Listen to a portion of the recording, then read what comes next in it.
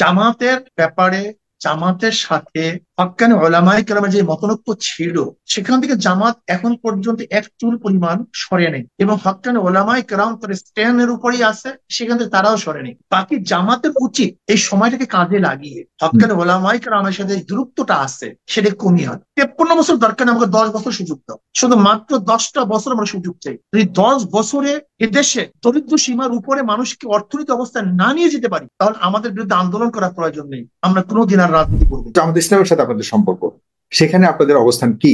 একটি খুব মানে জনবহুল জনপ্রিয় একটা প্রশ্ন আছে আপনাদের এবং তাদের সাথে।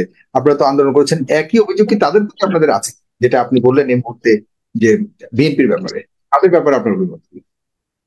দেখেন, জামাতের ব্যাপারে জামাতের সাথে হক্কানি উলামায়ে কেরামের যে মতনৈক্য ছিল, সেখান থেকে জামাত এখন পর্যন্ত এক চুল পরিমাণ সরে নেই, এবং হক্কানি উলামায়ে কেরাম তার স্ট্যান্ডের উপরই আছে, সেখান থেকে তারাও সরে নেই।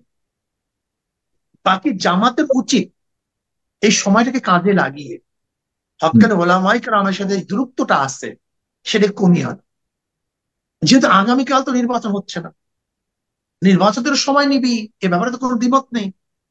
হুম। কাজে তাদের এই মিডিয়ার মাধ্যমে বা ব্যক্তির সাথে বা তাদের মুখে ঐক্যের কথা না বলে যদি বাস্তব তারা ঐক্যের পরিকল্পনা গ্রহণ করে, এটা জামাতের জন্য কল্যাণ, এই জাতির জন্য কল্যাণ।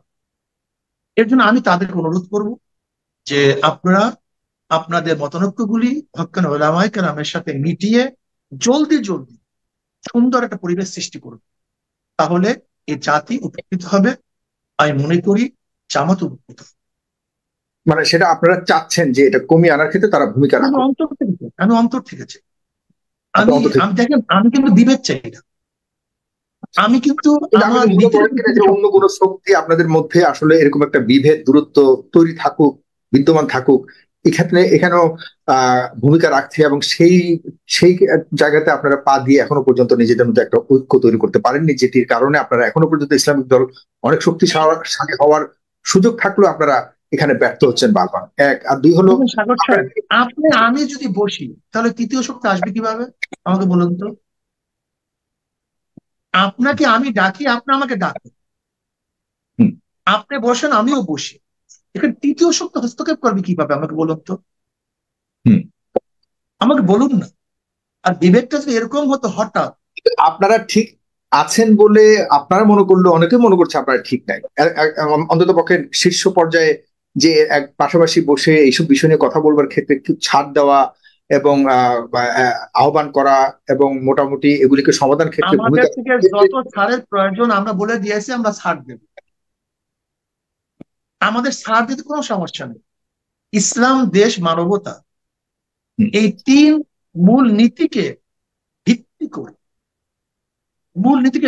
করে যারাই আমাদের সাথে ঐক্য করার জন্য আসে, হুম।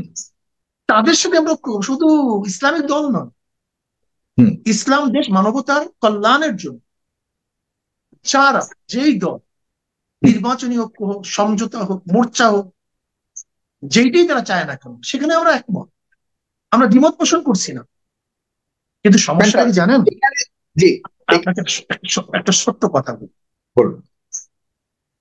যদি চুনকি হোক আর মুখ পড়ে দড়ি থাকলে ভয় করে। জামাত কিন্তু আজকে ঐক্য করেনি, ইসলামী আন্দোলন ঐক্য প্রয়াসী একটা দল। ইসলামী আন্দোলন সূচনাই হয়েছে ঐক্যের মাধ্যমে। রাইট। অনেকগুলি দলের সমন্বয় ইসলামী আন্দোলন বাংলাদেশ, সেখানে সাইদি সাহেব ছিলেন, তিনি আচ্ছা, কেন তাই না? থাকতে পারেন? আচ্ছা। কেন থাকতে পারেন? হুম। এরপরে আসুন, এদেশে ঐক্যের জন্য আইডিয়াল হয়েছে, হুম। আইডিয়াল কেন ভেঙেছে ইতিহাস কিন্তু মানুষ জানে। ইত্তেহাদুল উম্মাহ হয়েছিল, হুম। ইত্তেহাদুল উম্মাহ কেন থাকে নাই এদেশে মানুষ কিন্তু জানে। এর জন্য আমি বলবো, আমি সহজ সরল মানুষ ভাই, আমি অত বেশি জ্ঞানী না, আমার জ্ঞান অনেক স্বল্পতা আছে। কিন্তু যারা বেশি জ্ঞানী আমি তাদেরকে বলবো যে বুদ্ধি করে লাভ নেই, এদেশের মানুষ সবাই বুদ্ধিমান, বুদ্ধি কম কাজ বেশি। আমাদের বুদ্ধি বেশি চালু, কিন্তু কাজ কম। হুম। যদি বুদ্ধি দিয়ে সবকিছু হয়ে যেত, তাহলে এদেশে আমরা সবকিছু করতে পারতাম। এত রাইট। চালাক ভালো, এত বুদ্ধি ভালো, সহজ হই, সরল হই। আমি রাইট। বুদ্ধি চালাচালির চেয়ে যুক্তির চেয়ে, যুক্তি দিয়ে তো একজন উকিল সে খুনিকেও মুক্তি দিয়ে দেয়, এর জন্য কি সে মুক্তি, সে কি অপরাধী না? একটা যুক্তির দরকার হয় না, মিললে সহজেই মিলা যায়, আর না মিললে সাধারণ যুক্তি দ্বারা করা যায়। আমি কথাটা বুঝাতে পারছি? জি জি জি, আপনি আমি একদম খুব স্পষ্ট করে বলেছেন। আমি মনে করি যে আপনি সহজ সরল মানুষ বলেছেন, খুব সহজ সরল ভাবেই প্রত্যেকটা মানুষ এটা বুঝবে, খুবই চমৎকার ভাবে বলেছেন। আমার এখানে একটা খুব কি বলবো, একটা কৌশলী প্রশ্ন আছে, আমি যদি বলি। মানে আপনি বলছেন যে যে কোনো কেউ আপনাদের ঐক্যের সাথে মিলিয়ে যদি রাজনীতি করতে চায়, আপনার ওয়েলকাম জানাবেন, কারণ আপনারা আপনাদের ইতিহাসটাই, আপনাদের এই দলের জন্মটাই হয়েছে বিভিন্ন ধরনের যারা আপনাদের ঐক্যে সামিল হয়েছে বা এই দলের আদর্শে সামিল হয়েছে তারা বা কি বলা যায় এটাকে, এটাকে কোনো একক সংগঠন নয়, বিভিন্ন জনের মতের সাথে আপনারা ইয়ে করে দেওয়া। এখানে আপনি বলেছেন যে কেউ যদি সামনের রাজনীতির ক্ষেত্রে যদি এক ঐকমত পোষণ করে, যে কেউ আসতে পারে, রাজনীতি করতে পারবে। তার মানে আপনার গণতান্ত্রিক যে রাজনৈতিক ধারাটা চলমান রয়েছে, এই ক্ষেত্রে আপনারাও এই ধারাতে রয়েছেন, এবং যে কেউ যদি বাম ধারা থেকেও আপনাদের সাথে কাজ করতে আসে, সেখানেও আপনারা ছাড় দিবেন। ইসলাম দেশ মানবতার ক্ষেত্রে বাম না, শুধু যে কোনো ধর্মের লোক যদি আসে, ইসলামের বাহিনী অন্য ধর্মের লোক আসবে কেন? শান্তি পাওয়ার জন্য, মুক্তি পাওয়ার জন্য। হুম কমিউনিস্ট আসবে কেন? কমিউনিজম কায়েম করার জন্য। হুম আমরা তো সাম্যতা চাই। ইসলাম হুম তো কমিউনিজম, হুম ওদের কমিউনিজম না। আল্লাহ তো অস্বীকার করে কমিউনিজম না। হুম এখানে কমিউনিজম হবে সমস্ত মানুষের অধিকারকে ফিরিয়ে দেওয়ার, এখানে সাম্যতা। হুম। আমি কথাটা ক্লিয়ারলি বুঝাতে পারছি তো?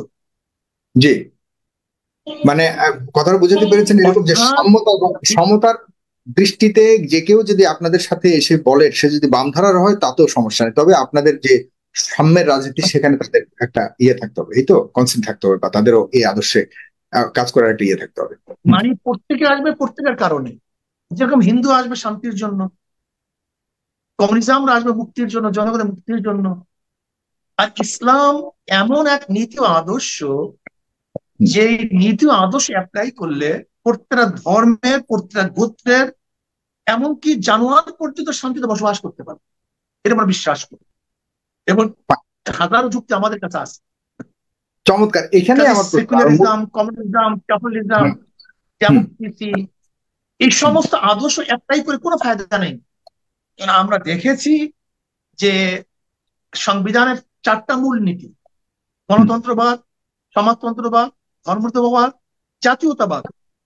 এই চার মূল নীতির আদর্শে 53 বছর মানুষকে কল্যাণ দিতে পারে নাই, হুম মুক্তি দিতে পারে নাই। সেকুলারিজম, জাতীয়তাবাদ, ধর্মতত্ত্ববাদ, এবার গণতন্ত্রবাদ যদি মানুষকে শান্তিতে পারতো, তাহলে দিতে হুম পারলো না কেন? যেহেতু 53 বছর পর্যন্ত এই চার মূল নীতি মানুষকে শান্তি দিতে পারে নাই, এখন একটা মূলনীতি বাকি আছে, ইসলামী মূলনীতি, ইসলামী আদর্শ। যদি এখন আমরা ইসলামী আদর্শ অ্যাপ্লাই করতে পারি, তাহলে আমরা ইনশাল্লাহ চ্যালেঞ্জ দিতে পারি। 53 বছর দরকার নেই, আমাকে 10 বছর সুযোগ দাও, শুধু মাত্র 10টা বছর আমরা সুযোগ চাই। যদি 10 বছরে এদেশে দরিদ্র সীমার উপরে মানুষকে অর্থনৈতিক অবস্থায় না নিয়ে যেতে পারি, তাহলে আমাদের বিরুদ্ধে আন্দোলন করার প্রয়োজন নেই, আমরা কোনোদিন আর রাজনীতি করবো না।